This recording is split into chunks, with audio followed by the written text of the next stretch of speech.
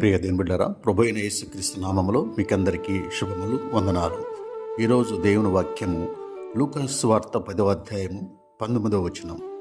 ఇదిగో, పాములను తేళ్లను త్రొక్కుటకు శత్రు బలమంతటి మీదను మీకు అధికారం అనుగ్రహించి ఉన్నాను. ఏదియు మీకెంత మాత్రమును హాని చేయదు. మనిషికి మనిషే శత్రు అనేది లోకములో సామాన్యముగా చెప్పుకునే మాట.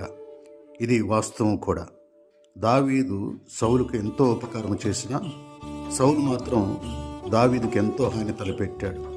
అపోస్తలుడైన పౌలు దేవుని గూర్చిన వర్తమానము సువార్త ప్రకటించుతున్నాడనే కక్షతో అతని సహోదరులైన యూదులే అతనికి ఎంతో హాని తలపెట్టారు.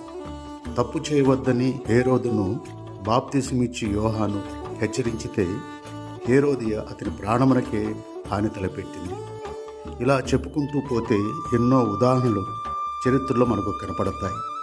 మన అనుభవంలో కూడా ఇలాంటి హానికరమైన సంఘటనలు తలపెట్టిన వారిని ఎదుర్కొని ఉండవచ్చు. కానీ ఒక విషయాన్ని గుర్తు చేసుకోవాలి.